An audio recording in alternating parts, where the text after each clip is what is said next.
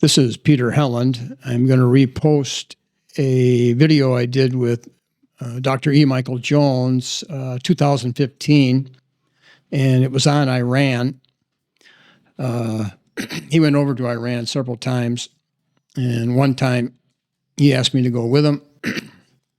I submitted to the government of Iran my credentials for this conference, and I was rejected, maybe because all I had was a master's degree in theology, and I think they were sending over some high-power people. But I was pretty well tuned in to some of the things going on in Iran. Now, in this video 10 years ago, Mike is saying there's no way Iran is building a nuclear weapon, and Israel just loves to say they're on the verge of producing a nuclear weapon, and they use that to leverage. And this brings to mind this verse, 2 Thessalonians chapter 2, verse 9 through 12. The coming of the lawless one is by the activity of Satan, with all power and false signs and wonders, and with all wicked deception for those who are perishing, because they refuse to love the truth and so be saved. Therefore, God sends them a strong delusion so that they may believe what is false, in order that all may be condemned who did not believe the truth but had pleasure in unrighteousness. So we're living in an unusual time. The early church fathers thought the world would end about this time, around 2000 AD. They said, the world was created in 6 days. They were absolutely certain of that. And a day is as 1,000 years. So they thought, well, in the 6th century, around 2,000 years after Christ, they thought maybe the world would end about then. So, and it said there would be tons of deception at that point. And we have a lot of churches that believe the Battle of Armageddon is right around the corner. And I have a lot of friends that really believe there's going to be 200 million Chinese that are going to march across the Euphrates. I mean, they got the prophecies down. And a lot of this comes from the Schofield Reference Bible. And so a lot of things are really coming together. So if you're not really loving the truth, and the main issue would be, Jesus said, you can't serve two masters. Either you love one and hate the other, cling to one, or despise the other. And he's talking about God or money, God or mammon. And America is really in trouble because our system is set up on the basis of the love of money. That's what the Confederacy, the South, that was their whole argument, that the Northerners elevated their ideology, which was contrary to Scripture a lot, and they were in the pursuit of the love of money. And the love of money won that war. You had the Gilded Age, and now the love of money just drives things. That's why Mike Jones wrote the book, The Barren Metal, the love of money. And so who's going to see the truth? Well, if you don't love God and hate the money, it says right here, let me see here, because they refuse to love the truth and so be saved. They refuse to love God. They refuse to give up the lust of the flesh, the lust of the eyes, and the pride of life. Therefore, God sends them a strong delusion, so that they might believe what is false, to believe a lie, in order that all may be condemned who did not believe the truth, but had pleasure in unrighteousness. See, there's the battle. It's in your soul. Do you love God? Actually, are you really pursuing Him? Are you really seeking Him? Because there's a danger. God knows if you really are seeking truth. He knows your heart. And many, God will allow strong delusion to come upon them so that you believe a lie. So how do you know who's telling the truth? The Jews are allowed to lie. Who is the liar but he who denies that Jesus is the Christ? So at essence, the Jews are liars, according to Scripture. But can you trust the Muslims? Can you trust Iran? I think they have a system that they're allowed to lie. So you have to dig in to know who's telling the truth. Watch this. He's reposting this. It was October 7th, a deception, like everything else has always been. Are they really building nuclear bombs? Tulsi Gabbard said they weren't, and then all of a sudden, what they are now. So watch this reposting.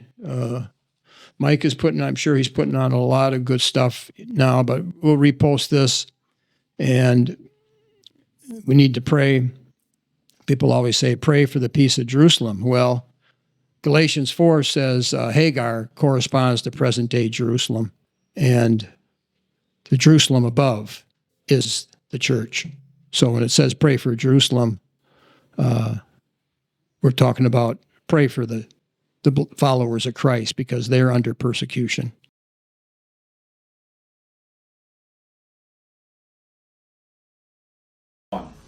Good evening. This is Peter Helland with Dr. E. Michael Jones on the show Israel.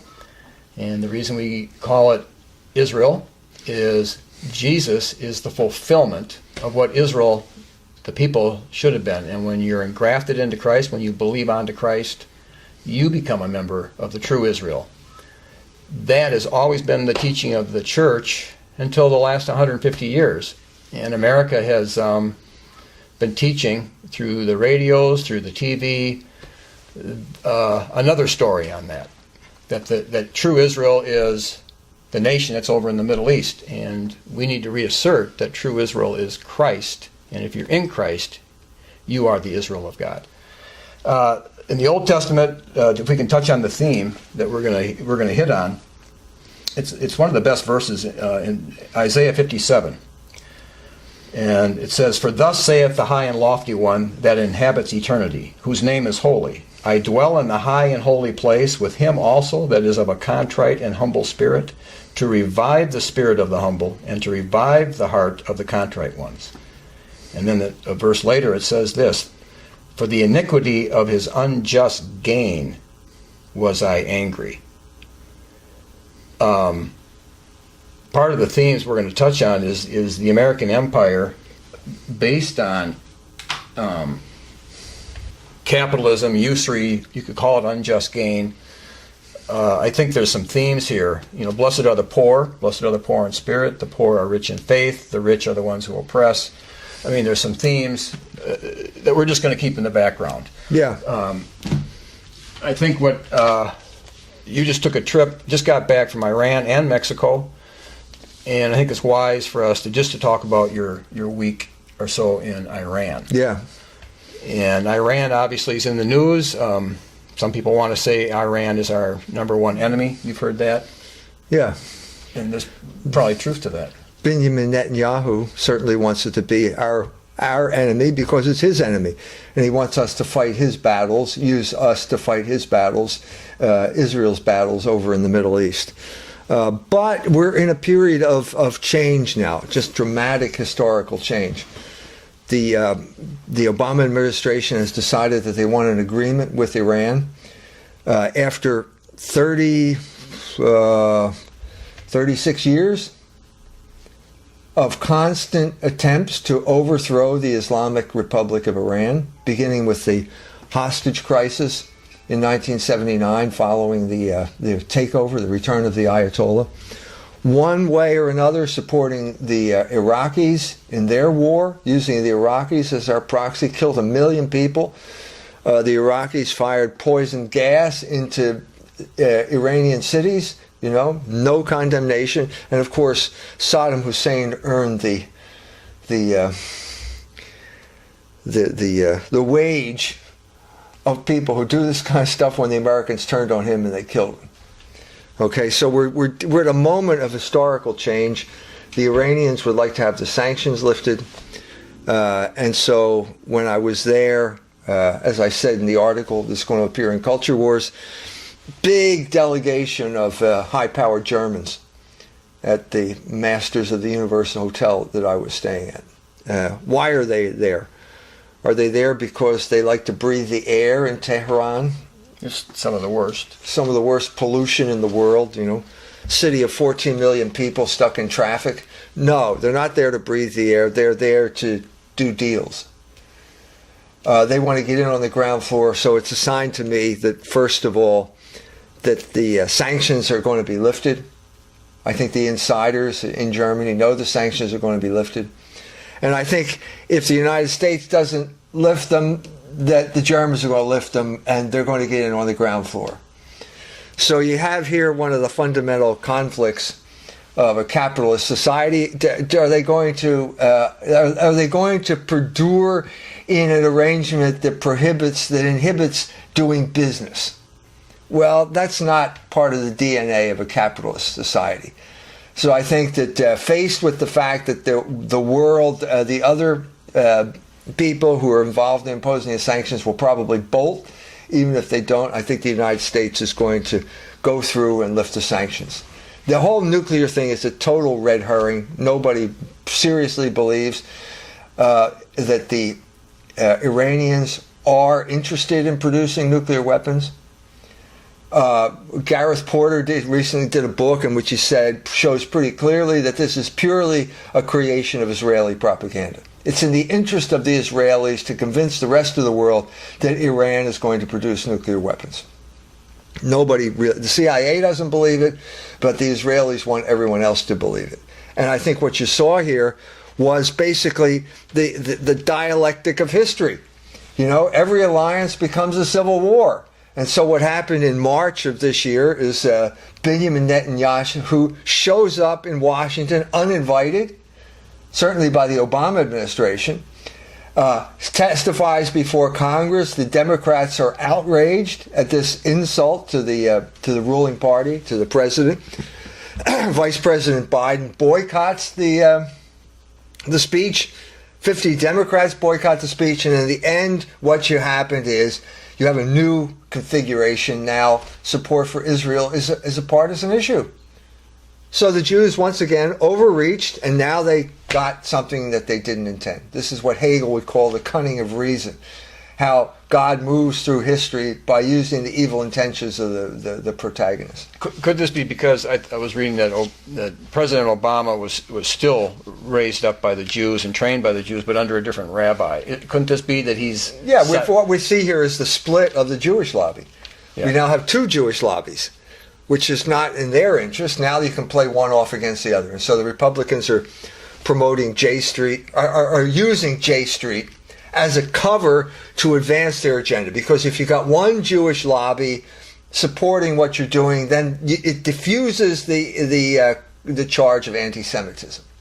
You can't be called an anti-Semite now, which is the favorite weapon the Jews like to wield.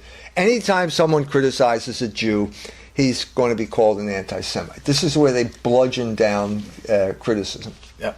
How can we historically get an idea? In the medieval times, when nations were Christian, if you denied the divinity of Christ, I mean, you could be killed, right? You could be executed in some way. Right. So the charge would be a heretic because you're not holding to Orthodox Christian faith.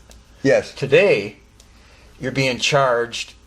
What's the heresy of today? If you criticize the Jews, kind of thing. I mean, what do you? Well, there's a sociological theory that says that the amount of deviance in any society is always constant. So what we're saying is there's always going to be disapproval. The question is, what are you going to disapprove? So that the let's say in the Middle Ages, the vehemence of criticism for heresy is there's still this vehement criticism, but now it's criticism of homophobia. You know what I mean? So it's just the masters of discourse then change the parameters, but you still have this sense. But the one was an attempt to uphold Orthodox Christianity. Right. What are we trying to uphold today? Capitalism. Okay. I think that's the hidden grammar. Well, you said in when here it comes right down to it. The professor from Yale, Galertner, he said America is the world's fourth religion. Yeah, that's his book, David Galertner, professor at Yale. America is the world's fourth great religion. Well, America is okay. That's a cover for something. I think it's a cover for capitalism ultimately.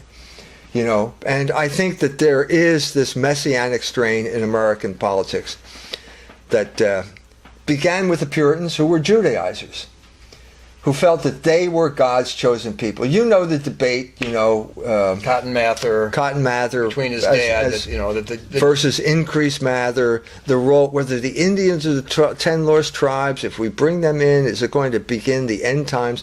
The Puritans in England were heavily involved in this thing. It was clearly involved in the the debate over whether to let the Jews back into England or not. Right, and the debate was really over because they wanted to let them back in primarily to convert them.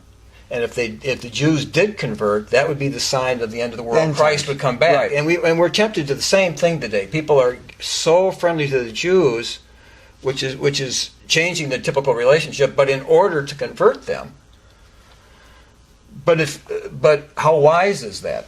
And if they have no intentions to come close to you to convert, but well, they clearly were manipulating the Puritans.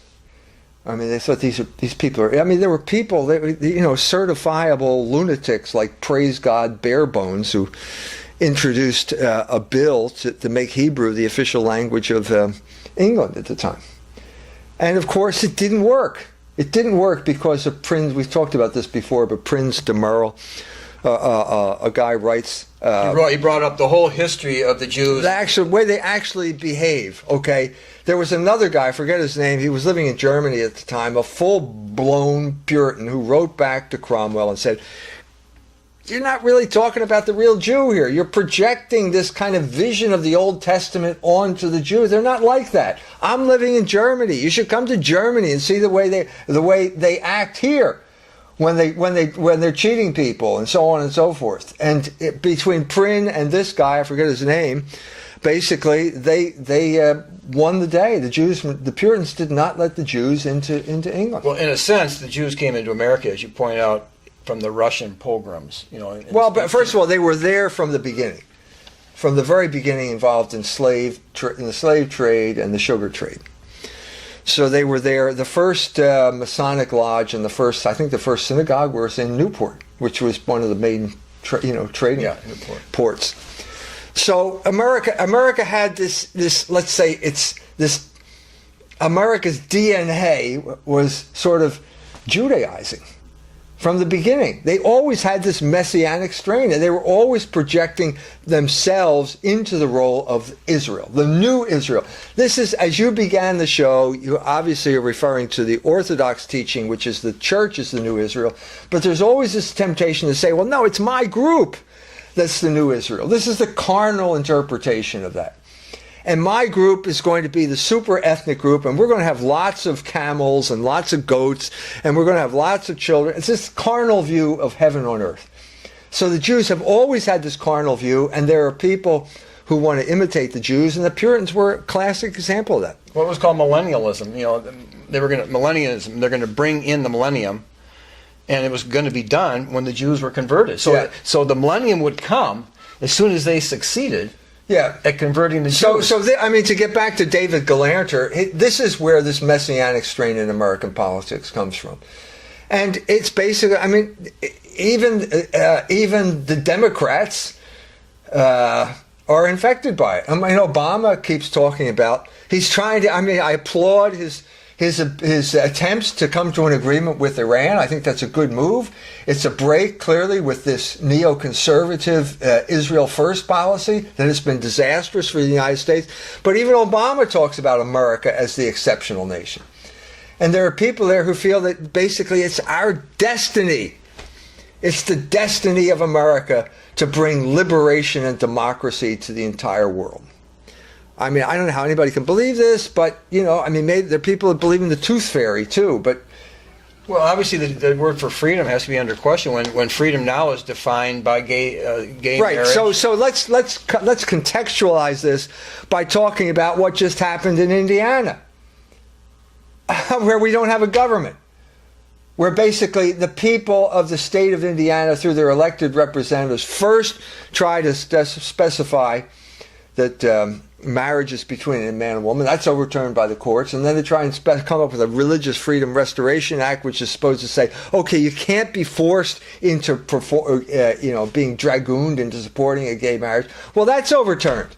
Well, in what sense do we have democracy here after that experience? And in a sense, I'm going to Iran after that experience as a citizen of the state of Indiana, which is basically now I think we have to admit, let me know if I'm wrong here, but it looks as if Indiana is simply a colony of Hollywood, in other words, the Jewish-controlled media. I mean, I think Robert E. Lee and Wall Street. The two coasts are basically control Indiana. Indiana has no right to pass laws that the Jews on Wall Street or the Jews in Hollywood find objectionable. And so they send in their CEOs to rewrite our laws for us. Well, how am I supposed to defend that?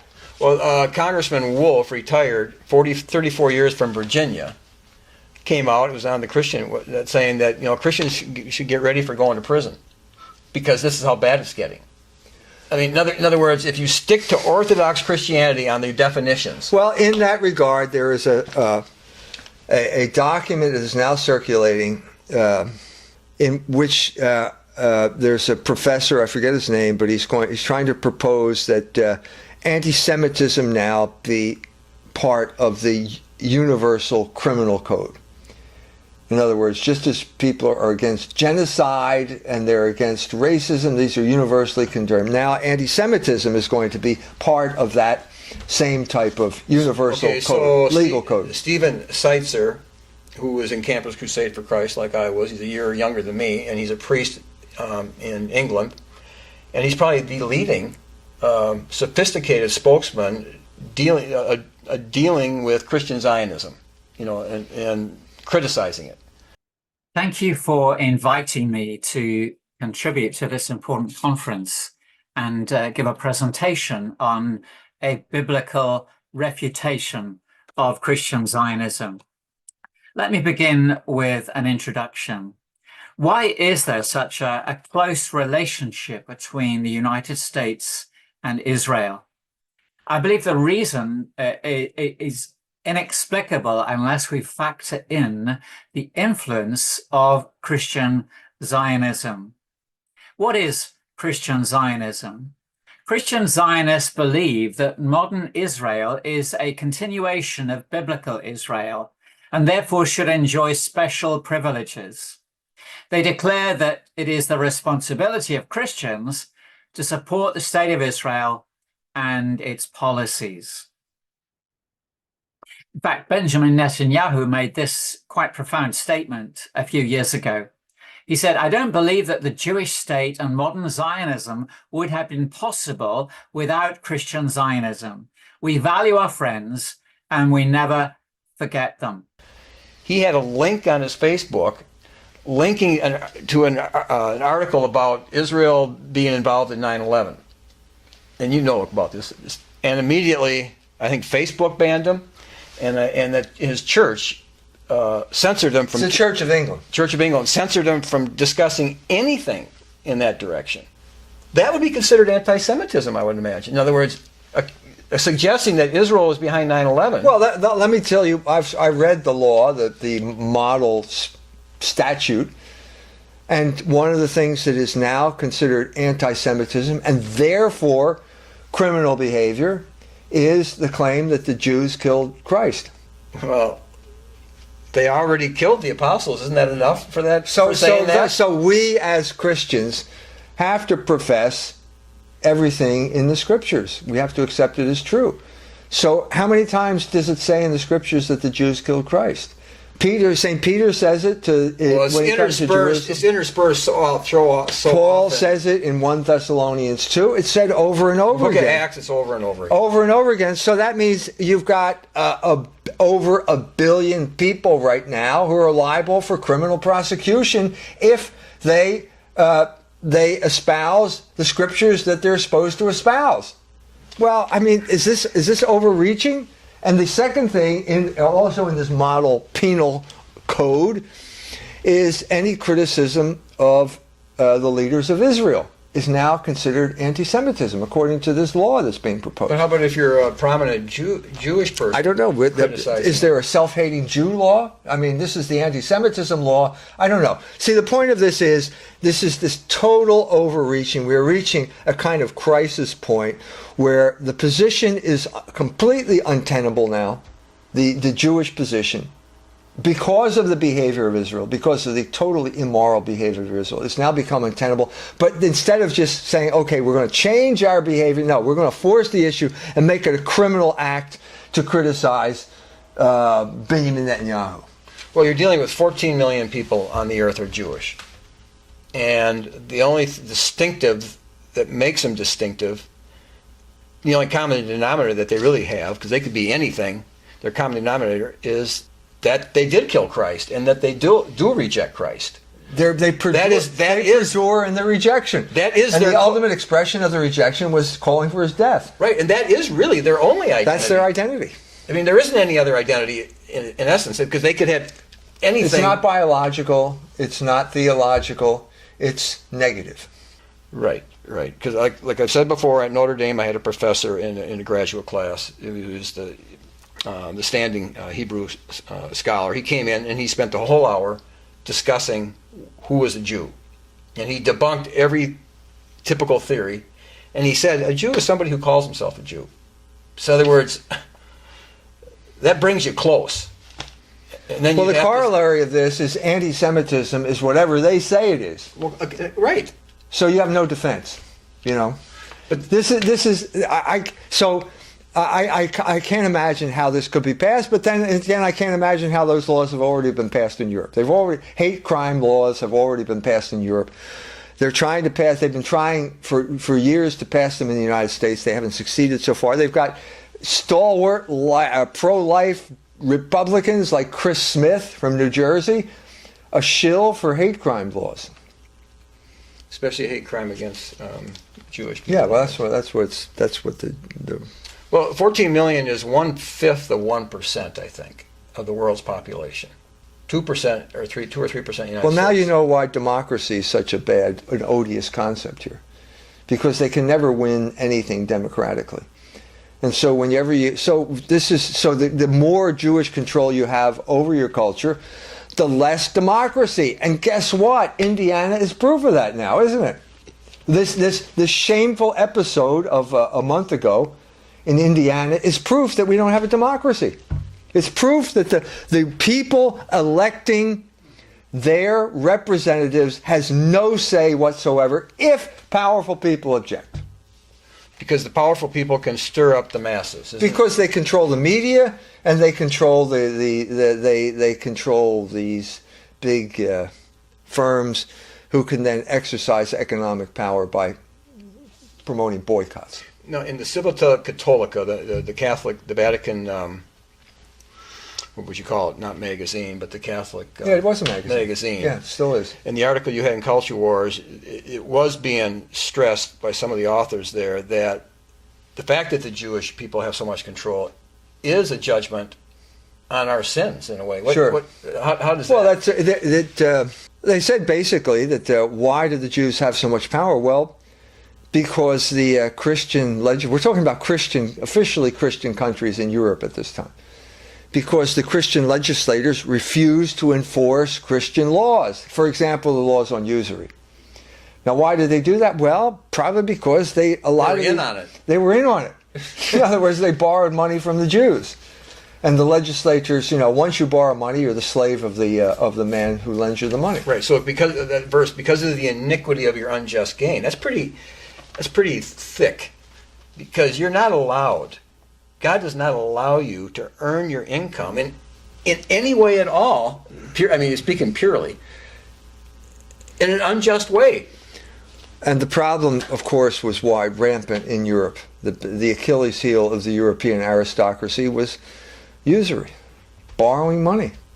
The whole institution of the Hofjude in the Holy Roman Empire, the court Jew, who would get in, he'd appeal to the prince, he'd flatter the prince, he'd say, I'm going to lend you money at 5% if you let me in and grant me certain privileges. Well, what's the privilege? The other privilege is I can lend it to the ordinary guy at 44 1/3%. And of course, this is what St. John San Juan Capistrano protested against, were the privileges of the Jews. Because basically, they're grinding the people. It's just this thing you can't get out of, There's nothing as inexorable as compound interest. As we're seeing now with a country like Greece, that's just caught in this thing and they can't get out. How are you going to get out? Can't get out.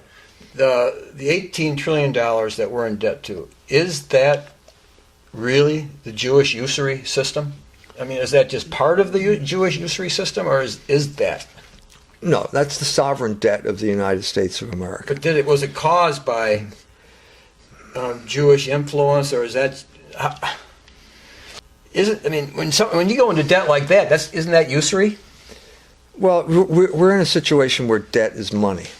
Okay, basically, I mean, when Jimmy Carter, realized the country's in debt, so he goes on television. He says people need to get out of debt. Well, need to get out of debt. The people paid off their loans, and the money supply contracted. So you're in a situation where money is debt. Okay, you could turn this around by saying that money is credit if you eliminated usury. But what you have here is a situation that began pretty much with the Bank of England, when that was created by the Whigs in, I think it was 1694. You immediately divided the country. This is what Cobbett said in his book on the Reformation. You have one group of people are the taxpayers, that's the biggest group. The other people are the tax eaters. And so the people who own the debt become incredibly wealthy at the expense of the rest of the nation.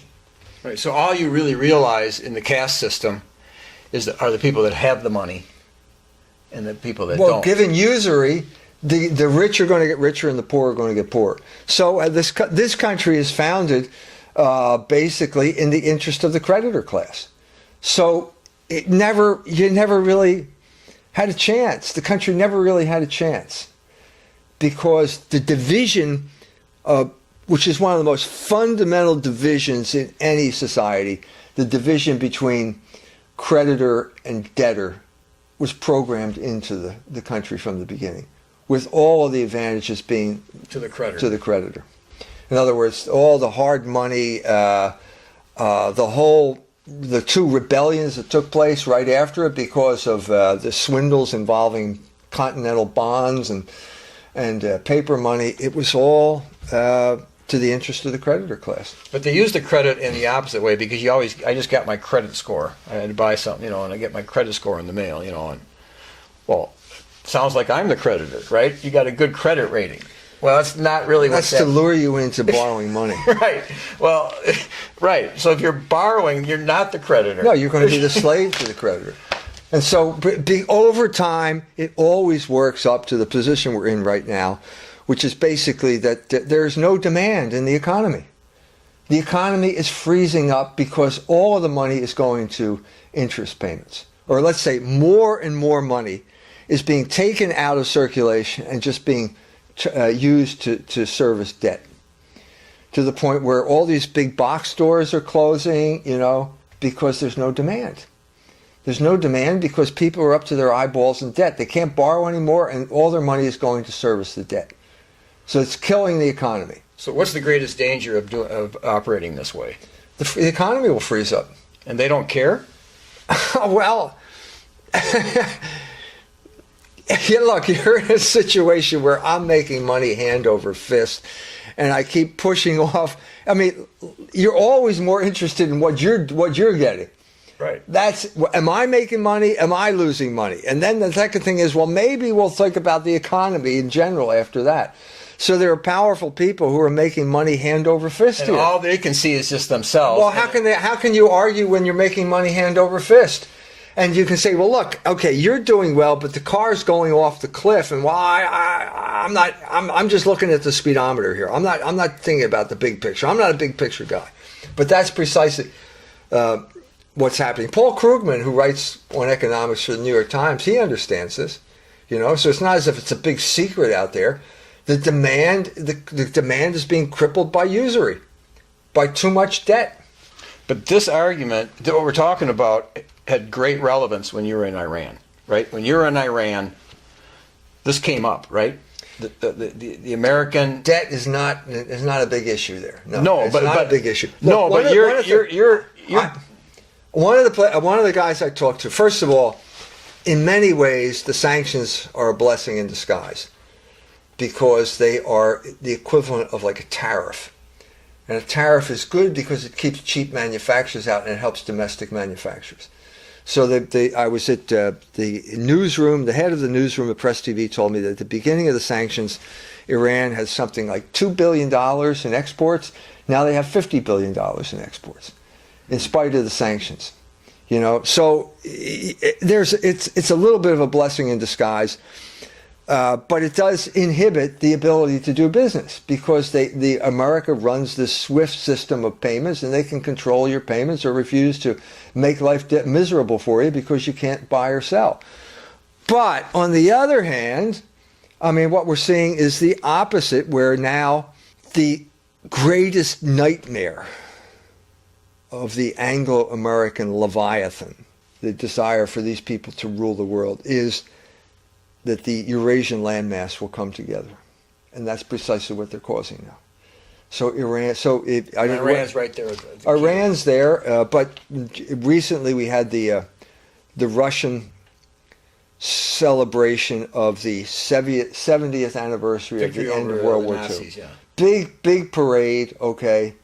There's Putin. Who's standing next to Putin there? Iranian? I don't know. The Premier of China. Oh, okay. So this is their worst nightmare. They're driving Russia and China together. Now that's a huge amount of land.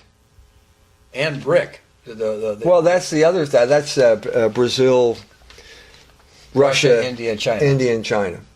So what you're seeing is that, according to the dialectic of history, you're creating this new configuration by the very actions that you think are going to break it up. So this is and of course Iran. I think the real reason for Obama's desire to deal with Iran is so that we can break them off from Russia. We need leverage, and we're not getting any leverage with this failed campaign of the last 36 years. So I said, when I was there, I said, I hope that the sanctions are lifted. I said, if they're lifted, you're going to have more of an assault on your culture than you have now. Right. So it'd be good for you economically, but if the word economics has meaning in its origin, the law of the house, it may not be good for your real economic, your family. No, it'll be bad, because then you will have this reassertion of the corruption of American culture. Which, how does the American culture spread? You know, well, by moral corruption. Well, you're talking about the engine of consent, engineering of consent. Yeah, can you explain that? I mean, because in my mind, this country was founded on, in a sense, the rejection of the authority of Christ, and we put it on the people, and authority comes from the consent of the governed. So so what you realize is it's easy to engineer consent. It's easy to manufacture. Because that's where the authority is, and once you have the authority of consent, then you can move forward. You can do opinion polls, and you can cook the books, and you can say, well, look, 55% of the people of the United States believe that gay marriage is a good thing. And we're supposed to think, well, gosh, I don't want to be left out in the cold. Therefore, it's a good thing. Therefore, it's a good thing. So that's just one instance of how you can manipulate consent. Like Jay Leno. Jay Leno, you know, he canceled his appearance at the Morris, and they, you know, because of what happened with RFRA, you know, and the governor. Yeah. And he said, well, I don't want to be on the wrong side of history. You know, if it's going to be over 50%, 51% are in favor, well, I want to be there. It's like, well, how about... Well, it's a powerful, this idea of consensus, and whatever you want to call it, is a powerful weapon that you can use to bludgeon your opponents into submission. So that's just one is, I mean, advertising, public relations, the whole history of the 20th century is basically a history of more and more sophisticated ways of manipulating consent. And they're doing that in Iran then, kind of. Well, I mean, let's put it this way. The speech that I gave at the University of Tehran was to the English majors of that, you know, so I spoke in English the whole time, no translation into Farsi. So it was good in that regard, you know, because it's always a pain to have to wait to have everything translated. But what you began to realize was that when you learn the English language, you pick up the English ideology. Oh, beautiful, I know. And so the guy is kind of giving me, after I talk about pornography and the effect of pornography, he's giving me the kind of libertarian line. Well, these people agreed to it. They consented, didn't they? Well, you know, I talked to my sister. You know, she's, you know, a year younger than me, and she's just finishing her PhD in English as a second language. And that is a hot subject. You know, when we try to teach English to these other countries, you know, what are we bringing them? Are we bringing them also the ideology? Yeah, we are, because it's intimately bound up with the language. And I think that there's a natural tendency over here just to, you know, you adopt certain attitudes because you're part of the Anglo-speaking world. You take Darwin seriously. No one else in the world takes Darwin seriously, but if you're an English speaker, you do. You know, other things, more, you know, it's just part of the language, and that's sort of what I came up with these people. So that's going to spread. It's just part of, it's a good thing that you can now go anywhere in the world and somebody will be able to speak English. That's a good thing. But it's also a vehicle for this hegemony and an ideology that is, I mean, the Presbyterians understood this in the 18th century. This is why they were so interested in Scotland, for example, to root out the native language and replace it with English. The Whigs, the lowland Scots, the commercial powers, as opposed to the followers of Bonnie Prince Charlie and the Jacobites who had their rebellion in 1745. They just decided they were the ones that institutionalized sending the children of conquered peoples to Cambridge and Oxford or Harvard and Yale. You know what I mean? This is the way they can. And then they went back to local communities. And one of the main advantages that Adam Smith had when he went back to Scotland was that he spoke English without a Scottish accent, and this was considered a real plus, a real achievement.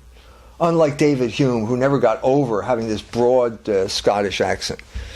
So it's been that way from the beginning. Presbyterianism was a projection of basically the English ideology. It was the English language, it was capitalism, and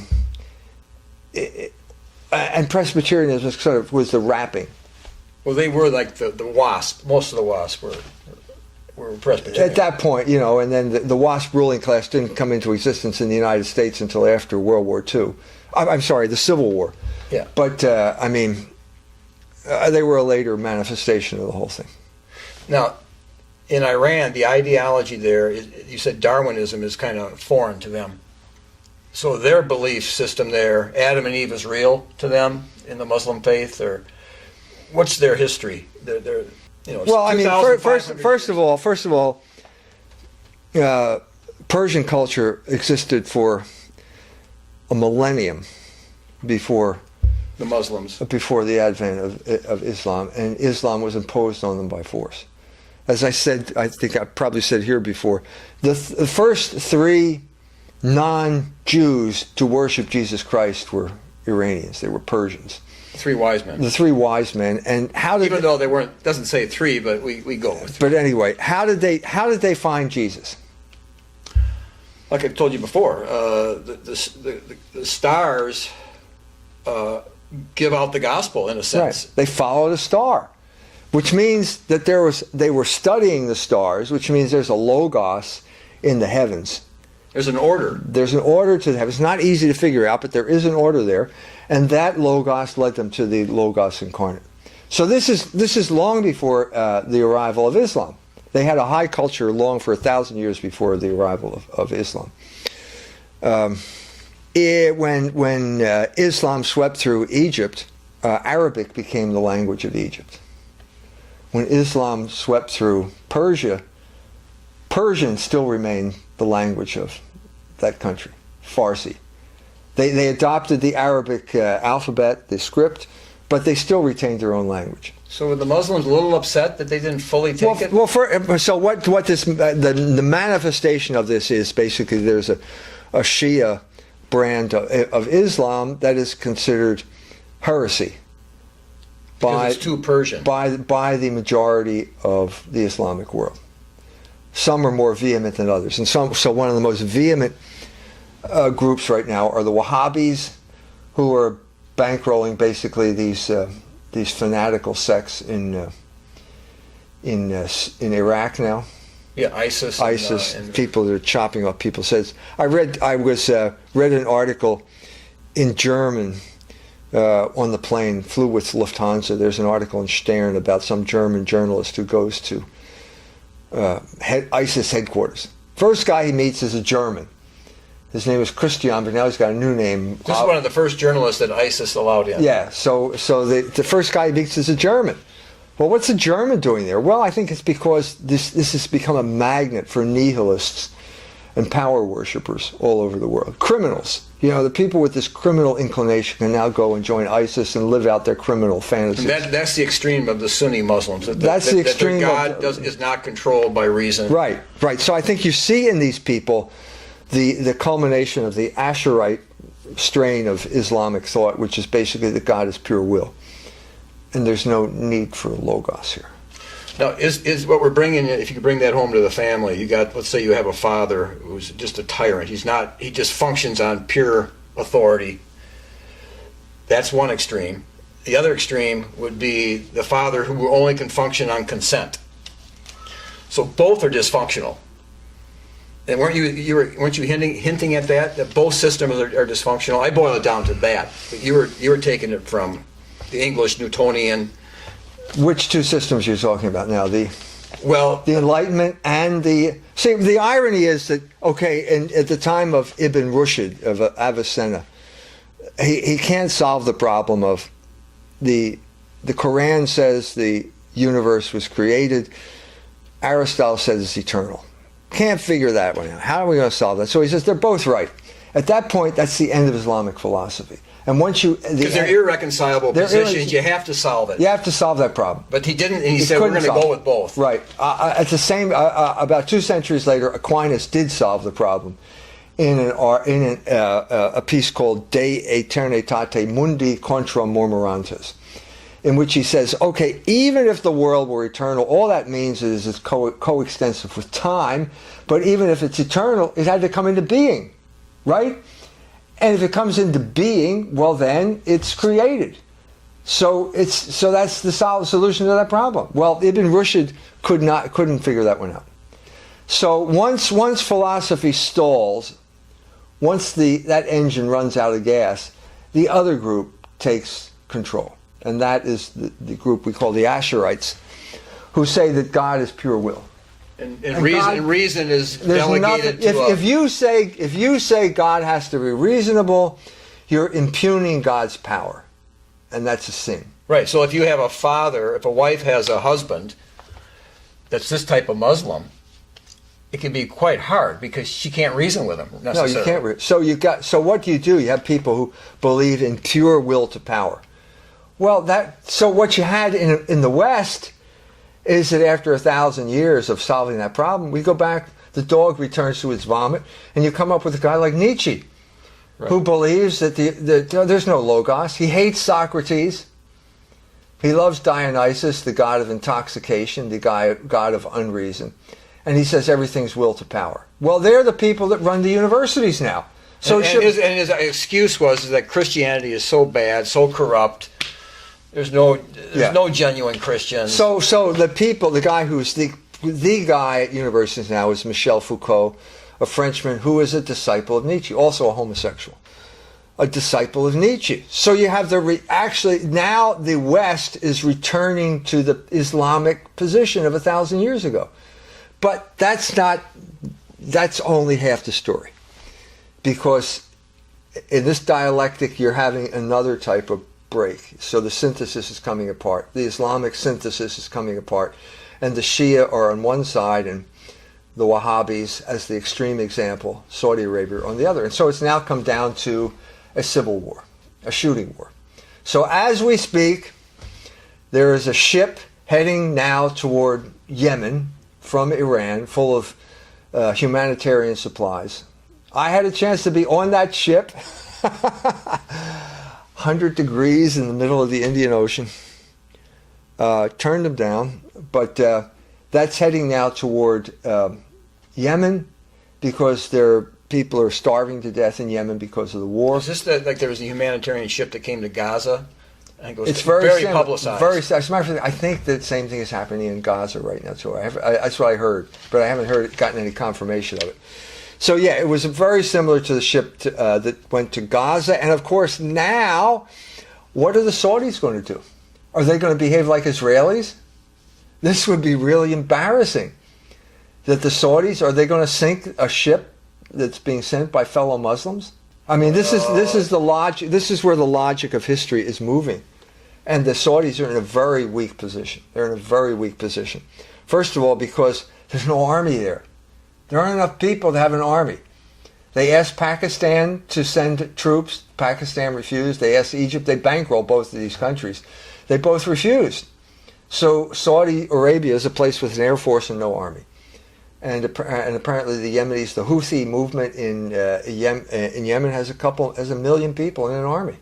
So it's a significant threat to the future existence of Saudi Arabia.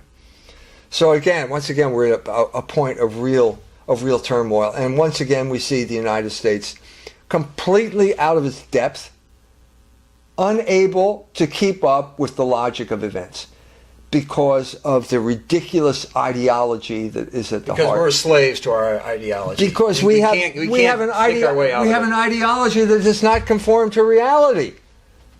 We don't need it. Remember, we were the people that believe that power is the most important thing. So obviously, the promotion of homosexuality is an ideology, but we don't care because we can crush people like the people in the state of Indiana simply by pure power. The combined power of the Jewish media and the CEOs brought the state of Indiana to its knees. So if we can crush Indiana, why can't we crush every other place? But the trouble is, it's not going to work. The whole thing is spinning out of control. Right now, today's news was that the United States killed one of the leaders of ISIS. Yeah, I saw that. Well, what's the significance of that? They always say stuff like that. Well, I mean, the point is, the United States is responsible for the creation of ISIS. Usually, the usual trajectory is you create these proxy warriors. The proxy warriors become a Frankenstein type of monster. They take on a mind of their own, and then you kill them. But there's usually a time lapse. But now we're killing them at the same time we're supporting them. Or once we turn on these people, we've got this fiction that they're going to be moderate freedom fighters in Syria. These people were supposed to bring down Assad. Okay, well, now we can't deal with them. We have to kill them, but we're going to find moderate people now. Well, where are these moderate people? The whole thing is chaos. In a state of chaos. Is the bottom line there? It is Zionism, and they're still trying to uphold the Zionist project. Is that the bottom line? Well, this is what happens when you get involved with protecting Zionism, which is a criminal conspiracy. You get involved in a bottomless pit you're never going to get out. And we were lured into Iraq, the war in Iraq, purely because of the influence of the Jewish neoconservatives who took over the Bush administration. I mean, there were obviously neoconservatives who were not Jews, but it's a Jewish political movement every bit as much as Zionism and Bolshevism. It's a Jewish-led political movement that was serving the state of Israel, and now we lost all these lives and money because they couldn't assert their own American foreign policy. So now you're seeing a reaction, like the Walton Mearsheimer book is a reaction, a part of the old WASP elite. I think Zbigniew Brzezinski, much as I dislike what he has to say about Russia, is also part of this reaction. I think Israel has just become intolerable, and they're looking for a way to get out. Well, don't you think when they passed the Balfour Declaration, it was the British War Cabinet, sent the letter to Lord Rothschild. Everybody on it were Calvinists, and so they had that Puritan hope that if the Jews, go back to their land, this is going to culminate in a revival and the Christ coming back. But the one Jew on it was against it. Couldn't he see that? Don't you think he saw that this is where it was going to go? Well, there were many Jews who felt that this would undermine their position as Englishmen. And that's what you have now in America. That they see that Israel is undermining. Well, I'd like to feel that the feeling is widespread, but I don't feel that it's widespread. We still have this ridiculous exception of all these dual citizens in the State Department. I mean, Wendy Sherman is on this negotiating team for the lifting the sanctions with Iran? Where is our allegiance? Well, I think is it with the United States or with Israel? This is crucial. It's obvious after Netanyahu's speech that Israel's interest is to torpedo this agreement. So here you have someone who's working, a Jew, a Zionist, working in the Obama administration, basically undermining what the administration is trying to do. Well, that's what Alan Sabrowski, you know Alan Sabrowski. He was the director of the Army War College, director of studies at the Army War College. He taught at Hopkins, he taught all over, but he's retired PhD, former Marine. He's well known for coming out saying he's 100% certain that the Israeli Mossad did 9/11. And he went as far as saying, he said, now I'm Jewish. Now, he looked serious when he said it. You know, he's saying something there. Okay. Yeah, what's he saying? He's saying it's so bad what happened in 9/11, and we've been pinning it on the Muslims. And if in fact, and of course he's saying he's 100% certain, that the Jews themselves did it, that a normal reaction, he's saying it's within a normal reaction, it's proportional, is what he's saying. That's pretty strong. That's so heavy. Israel certainly benefited from 9/11. I think the Saudis were involved. But then again, the Saudis and the Israelis have been working together for a long time. I mean, basically, they were working together, the United States, this was beginning with the communist invasion of Afghanistan, with the arming of the Mujahideen. You can see the beginning of all of these troops here, all of these proxy warriors. Like Osama bin Laden. I mean, he was obviously involved as a mujahidi in Afghanistan. So, okay, you kick the Soviets out, everybody cheers, but you've got this group of criminals now. What are you going to do with them? Well, they cause problems. They just go, you've got what they call a disposal problem now. So they went to Somalia. There's trouble in Somalia. They go every place they go, there's trouble. And then some of the geniuses like Hillary Clinton thinks, oh, well, we'll use them to topple Gaddafi in Libya. So we call them freedom fighters, but they're still this kind of monster. But how are we, I mean, if you look, everywhere you go, you got Pulaski Park, Pulaski this. Now, my understanding of Pulaski, he was like a king killer over in Europe. I mean, he was just ready to topple a king. And then he saw, boy, let's go to America and do the same thing. Well, that's our type of hero. Aren't we part of that? I mean, is it part of our psyche to... Well, it goes back to the Puritans. They were regicides. Aren't you the one who told me that Jefferson Davis criticized them as regicides? Or was it someone else? Someone else. It was a speech anyway. The Yankees were regicides. Traced it back to the Puritans. And this fact that they signed on the dotted line. We killed the king. We killed the king, but like Greg Singer, a lot of people argued that what that really, in effect, what that did to America was it decapitated the father in the home, because if the king has no authority from God, because they decapitated the king, you don't have authority, like you were saying, William of Orange. Where's the father? I'll give you an example. Now, Well, okay. The question is, what is the basis for authority? Right.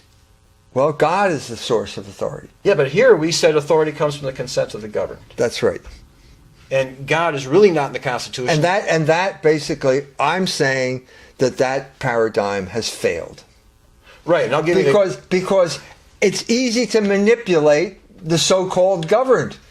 Well, I'll give you an example. I had a friend that was telling me about, he was on jury duty, and he's quite a businessman, and it was hard for, he didn't want to take off for doing this, okay. So he's doing it, the jury, and here's the case. A father told his son, you have to go to this art project. It was a very important project in the dad's mind. It was very educational, and he said, you have to go. And the son said, no, I don't want to go, and I want to play my video games. And the mom supported the son. Well, the dad said, no, you got to go. Well, then it goes to court. Apparently the mom files criminal charge against the dad because he must have used undue force. Well, my friend, 10 minutes, they do they're disputing in the jury, and he says, they settled it in 10 minutes. He said, they have no evidence that the father used any kind of force. He was asserting his authority as a father. And why did this case come to a jury? That's what he said. And the state attorneys came to my friend and said, well, the jury, what could we have done better? And my friend's going, like, not file a stupid charge? I mean, but see, where does the Father get his authority? I mean, this is a good project for the Son to go. It's beneficial to him. And he's saying, I'm your Father, you have to go. That doesn't work. Where does any authority come from? You're talking about what is the principle of unity of any nation? Well, traditionally, it's always been religion and God. But here's an exception, okay? And it was always considered an experiment. And I'm saying, how long do we have to, what is the statute of limitations here? When do we declare that the experiment has failed? The people who created this experiment were very clear in describing the parameters. John Adams said we have no constitution that functions in the absence of a moral people. This makes perfect sense, because how can you rule a country if you can't rule yourself? What is the guidebook for ruling yourself? Well, it's the moral law. The scripture says so. If there's no moral law, if you can't rule yourself, you can't obviously govern the country. It's that simple. Well, how can you have a country that is based right now on moral subversion and expect it to work? Well, it's not really expected to work, because the moral subversion just weakens everyone so that the people behind the scenes can take over. And that's exactly the lesson of the state of Indiana. The people have been so weakened and so befuddled that they just let the CEO come in and take over their state. Well, and nobody even objected. I don't think a lot of people in Indiana know, but they were always considered real weak to begin with, because the divorce laws in Indiana in 1850, we were like the Reno. It was the easiest place in the world, apparently, to get a divorce. And they did it for economic reasons. If we have these very immoral divorce laws, we'll get all these divorces, we'll make a lot of money. And money was the motivation there. And what moved the Indiana legislatures to change their position if it wasn't? It was money. It was threat of boycott. Right. So Indiana has always had a huge weakness. Well, you see the weakness here. You know, in other words, unless you have an institution that can stand up for the moral order, like the church, the established church. But the church has to be strongly moral themselves on an individual basis. The leader, the bishop. Everyone has to be strongly moral on an individual basis. Otherwise, nothing works. But the church is, from a theoretical point of view, they are the definers of the parameters, and saying this is moral, this is not immoral. This is the advantage that the Iranians have, because they instituted the rule of the guardians. Right. And so I think we only have a minute or 2 minutes left. Now, you did take your trip to Mexico, and of course we only touched a little bit of this. Yeah, it's too complicated to talk about now, but maybe for another show. But I mean, the point here is clear, that in order to, you have to uphold the moral order, because if you don't, the CEOs will take over and they'll rule. The people, the money men, will end up ruling from behind the scenes. Well, that's precisely what happened. And they understood John Adams, but in a diabolical way. In other words, if we have no constitution that functions in the absence of moral people, well, if we undermine the morals of the people, then we can overthrow the Constitution, and we get to rule independently of the Constitution. Actually, they just had a meeting in Elkhart, a constitutional convention. They wanted me to go. So people are trying, but how can you hold it together if morals are? I don't see it. I don't see it. But well, the Christians are. We're going to all have to pray, and of course the answer is found in Jesus Christ. The early church were thrown to the lions, as we know. And we don't know what's in the future for us, but we have to hold firm. And Jesus has promised, if we hold firm to him, he promises us eternal life. That's the promise God has given us, eternal life in Christ, and we have to be strong in him. And may God help us do that. So till next time, this is the show, Israel. Amen.